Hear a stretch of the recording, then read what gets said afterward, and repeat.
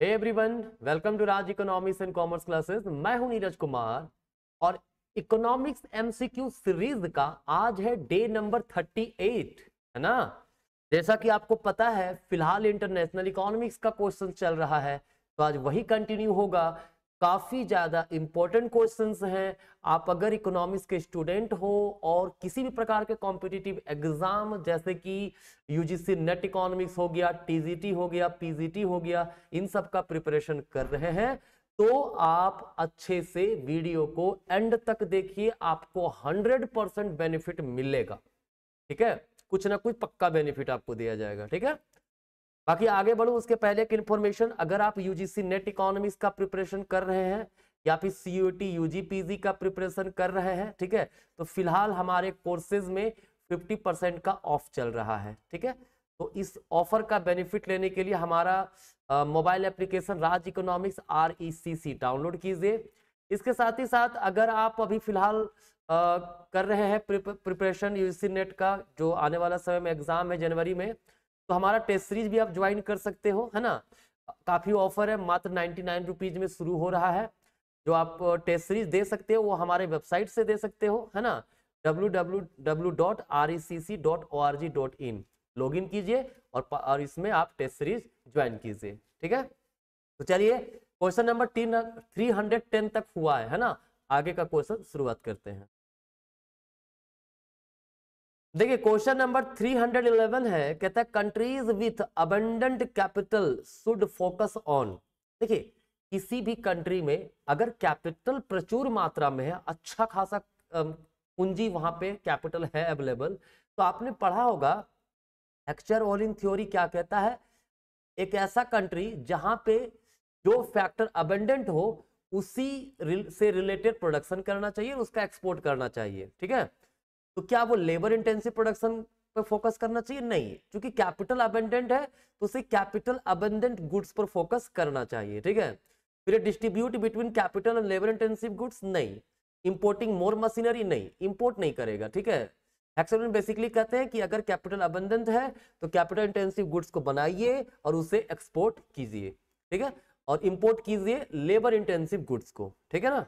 चलिए question number 312 है, कहता है for Heckscher Ohlin theory of trade to be valid the relative factor endowment of two countries should be. देखिए Heckscher Ohlin का कहना है दो कंट्री के बीच में ट्रेड तब होता है जब दोनों कंट्री का फैक्टर एंडोमेंट अलग होता है। ठीक है, जैसे मान लीजिए हमारे पास कंट्री है, हमारा इंडिया है, ठीक है, और यूएसए है ना। तो अगर इंडिया और यूएसए दो कंट्री हमारे पास है, ठीक है, और दोनों के पास एक ही तरह का फैक्टर अबंडेंट है, फैक्टर एंडोमेंट सेम है, तो फिर यहां पे ट्रेड नहीं होगा। लेकिन अगर मान लीजिए यहां पे लेबर अबंडेंट है, India capital abundant, USA capital abundant है, तो क्या होगा, इंडिया लेबर इंटेंसिव प्रोडक्ट बना के यहां एक्सपोर्ट करेगा और अमेरिका कैपिटल इंटेंसिव प्रोडक्ट बना के यहां पे उसे सेल करेगा। ठीक है, तो क्या होना चाहिए, अलग अलग होना चाहिए फैक्टर एंडोमेंट, है ना। तो पहला क्लोज टू ईच अदर नहीं जी, एज डाइवर्जेंट एज पॉसिबल बिल्कुल सही हमारा होगा, आइडेंटिकल तो होगा नहीं, नन ऑफ द अबव होगा नहीं, मतलब एज डाइवर्जेंट एज पॉसिबल मतलब जितना हो सके अलग हो फैक्टर एंडोमेंट दोनों कंट्री के बीच में, तब हेक्स्चर-ओलिन का थ्योरी वैलिड होगा। ठीक है, क्वेश्चन 313 है, कहता है एन ऑप्टिमम टैरिफ। देखिए ऑप्टिमम टैरिफ का मतलब होता है दैट रेट ऑफ टैरिफ, ठीक है, विच मैक्सिमाइजेस कंट्रीज वेलफेयर, कंट्री का जो वेलफेयर को क्या करता है, बढ़ाता हो, बेहतर करता हो। तो improves the terms of trade, बिल्कुल ये तो सही है। आगे देखते हैं, keeps the terms of trade constant, नहीं, इंप्रूव तो होता है भाई। लोअर्स टर्म्स ऑफ ट्रेड, नहीं। रिड्यूसेस कंट्रीज वेलफेयर, नहीं, वेलफेयर तो बढ़ाता है। तो आंसर हमारा ऑप्शन नंबर ए होगा, improves terms of trade. Clear है। नेक्स्ट क्वेश्चन नंबर 314 है, असर्शन रीजन दिया हुआ है, कहता है मोनेटरिस्ट approach to the problem of disequilibrium in balance of payment implies that disequilibrium is a temporary phenomena। ठीक है, सही है। मॉनेटरिस्ट अप्रोच का कहना था कि ये डिसइक्विलिब्रियम होता है ना बैलेंस ऑफ पेमेंट में, वो ये टेम्पररी फेनोमेना है। ठीक है, ये हमेशा नहीं रहता है और ये लॉन्ग टर्म में अपने आप ऑटोमेटिकली ये डिसइक्विलिब्रियम जो होगा वो खत्म हो जाता है। ठीक है, ऐसा मॉनेटरिस्ट का कहना है। रीजन दिया in the long run disequilibrium in balance of payment is self correcting, बिल्कुल सही है, तो दोनों ही सही होगा, both A R correct and R is the correct explanation of A. ठीक है, क्वेश्चन 315 है, कहता है इसमें भी असर्शन रीजन का क्वेश्चन है ये, है ना, कहता है countries balance of payment is always equal to zero, बिल्कुल सही है, बैलेंस ऑफ पेमेंट जो होता है ना हमेशा बैलेंस्ड होता है, मतलब रिसिप्ट्स जो आया और जो पेमेंट हमारा गया वो बराबर हो जाएगा। ठीक है, कैसे भाई, reason if a country has deficit in balance of payment account this must be financed by change in reserve, long movement or term capital borrowing. ठीक है, बिल्कुल सही है, अगर डेफिसिट हुआ, मान लीजिए हमारे पास रिसिट्स कम आया, पेमेंट ज्यादा गया, तो हम क्या करेंगे, ऐसे समय में क्या करेंगे, उसे फिनांस करके दूर करेंगे, मतलब कहीं से लोन वगैरह लेके दूर कर सकते हैं। ठीक है, एकदम बिल्कुल दोनों ही सही है, A and R are correct and R is the correct explanation of A. ठीक है ना, क्वेश्चन 316 है, कहता which exchange rate would most likely be used for a transaction that will occur at a future date, कहता है ऐसा exchange rate जो actually में अकर करेगा, कब, फ्यूचर में करेगा। ठीक है, उसे क्या बोलते हैं, forward, current account, future rate, present value rate. देखिए आपको मैंने बताया था सर पिछले कुछ वीडियो में या फिर मैं आगे पहले के कुछ क्वेश्चन से मैंने बताया है, एक फॉरवर्ड मार्केट होता है, एक स्पॉट मार्केट होता है। ठीक है, फॉरवर्ड मार्केट में होता है कि जो स्पॉट ऑन द स्पॉट जो रेट पर चल रहा है उस पर ट्रांजेक्शन करना। फॉरवर्ड का मतलब क्या हुआ, स्पॉट का मतलब ऑन द स्पॉट, है ना, जो रेट चल रहा है उस पर ट्रांजेक्शन करना।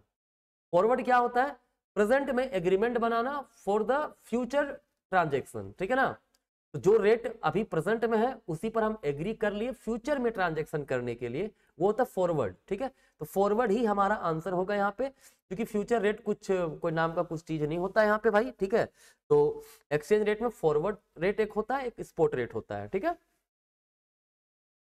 317 है, कहता है in the current international monetary system, अभी जो प्रेजेंट में मॉनेटरी सिस्टम चल रहा है, Indian rupees pegged to, Indian rupee किस में पेग्ड किया गया है, तो याद रखिएगा एसडीआर। ठीक है, अभी आईएमएफ में का जो यूनिट है, करेंसी यूनिट, वो एसडीआर कहलाता है।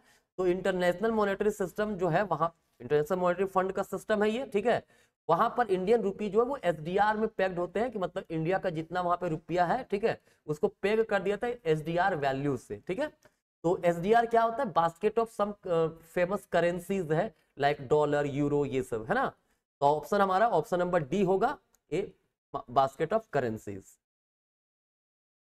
क्वेश्चन 318 है, कहता in a flexible exchange rate system an increase in domestic interest rate would lead to, कहता है डोमेस्टिक इंटरेस्ट रेट बढ़ गया, इससे क्या होगा, मतलब डोमेस्टिक इंटरेस्ट रेट बढ़ेगा, मतलब यहाँ के प्रोडक्ट महंगे होंगे।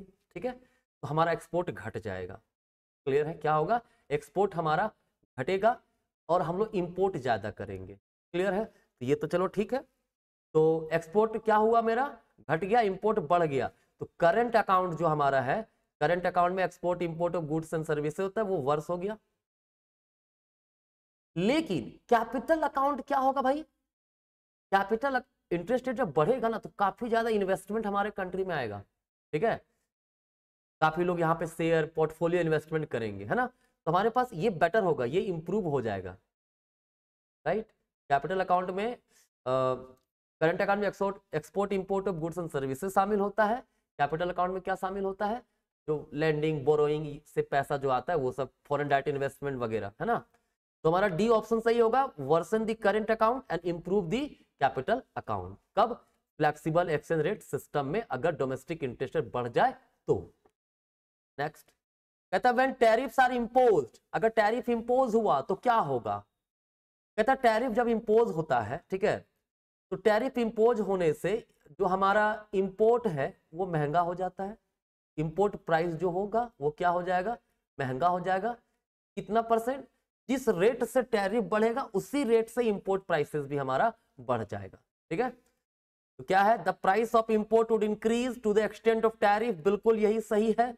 नेक्स्ट है the price of import would decrease, तो डिक्रीज तो होगा नहीं जी, है ना, बाकी ऑप्शन हमारे करेक्ट इनकरेक्ट है। ठीक है, क्वेश्चन 320 हमारा कहता है the purchasing power parity theory of exchange rate implies that the currency of a country A would depreciate against that of country B if, देखो अगर परचेजिंग पावर पैरिटी है तो कंट्री ए का करेंसी डेप्रिसिएट करता है, कब करता है? पहला option the inflation rate in A exceed than that of B, चलो ठीक है, ये आगे देखते हैं। The normal interest rate in A exceed normal interest rate in B, नहीं ये गलत है हमारा भाई। The growth rate of GDP in B exceed that of A, नहीं ऐसा कुछ नहीं होता है। Foreign direct investment move from B to A, नहीं नहीं ये नहीं, ये समय डेप्रिसिएशन नहीं होता है करेंसी का, ये ए नंबर ही हमारा सही है। अगर इन्फ्लेशन रेट ए में ज्यादा हो जाए बी से तो कंट्री ए का जो करेंसी है वो डेप्रिसिएट कर जाता है as per the purchasing power parity theory, ठीक है। नेक्स्ट है 321, कहता है consider the following statement, foreign portfolio investment in India means, foreign portfolio investment क्या होता है? पोर्टफोलियो इन्वेस्टमेंट का मतलब होता है जब कोई फॉरेनर, फॉरेन कंपनी या फॉरेन इंडिविजुअल जब इन्वेस्ट करते हैं यहाँ के शेयर मार्केट में, बॉन्ड मार्केट में, तो वो हमारा पोर्टफोलियो इन्वेस्टमेंट होता है। कहता है investment by a firm to start a subsidiary, नहीं जी।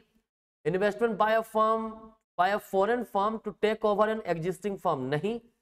फॉरेन इन्वेस्टमेंट इन शेयर्स, ठीक है। फॉरेन इन्वेस्टमेंट इन बॉन्ड्स, ये भी ठीक है। 2 and 3 ऑफ, सॉरी 3 and 4 होगा ना, या 3 and 4 is the correct answer. मैंने कहा ना पोर्टफोलियो इन्वेस्टमेंट का मतलब होता है जब फॉरेन कंपनीज या फॉरेन इंडिविजुअल, मतलब फॉरेन इन्वेस्टमेंट हो, कहां पे? शेयर मार्केट में, बॉन्ड मार्केट में, तब। 322 है, कहता है the ability to produce more of a good or services than competitor using the same amount. कहता है अगर कंट्री ए और कंट्री बी है ना, कंट्री ए भी कुछ लेबर लगाया है, same amount of labour country B भी लगाया है, ठीक है, और कंट्री ए की एबिलिटी ग्रेटर है कंपेयर टू कंट्री बी, तो ये देख के पता चल रहा है इसकी ग्रेटर एबिलिटी है तो एब्सोल्यूट एडवांटेज मिल रहा है कंट्री ए को, ठीक है। तो हमारा कॉम्परेटिव एडवांटेज नहीं होगा, एब्सोल्यूट एडवांटेज होगा, ठीक है। चलिए 323 है, कहता है गोल्ड ट्रेंच रेफर्स टू, देखिए आपको पता होना चाहिए फॉरेन एक्सचेंज रिजर्व में क्या क्या होता है भाई हमारे पास, ठीक है। फॉरेन करेंसीज होते हैं, है ना, फॉरेन करेंसीज के अलावा गोल्ड होता है, इसमें एक टर्म आता है गोल्ड ट्रेंच भी, ठीक है। यही गोल्ड जो है ना, गोल्ड ट्रेंच, ये क्या है भाई? A credit system granted by IMF to the member countries, है ना। क्रेडिट सिस्टम ग्रांट किया जाता है आईएमएफ के द्वारा, किसको? मेंबर कंट्री को, वो होता है गोल्ड ट्रेंच, ठीक है। चलिए नेक्स्ट क्वेश्चन हमारे पास है 324, कहता है price of goods and services of factor are equalised under, ये तो नाम से क्लियर है, फैक्टर इक्वलाइजेशन थ्योरी है ना, जो कहता है कि price of goods and services जो वो इक्वल हो जाता है, ठीक है, अगर दो कंट्री में एक जैसा डिमांड पैटर्न वगैरह हो, ठीक है, एक जैसा का मार्केट सिचुएशन वगैरह हो तो, ठीक है।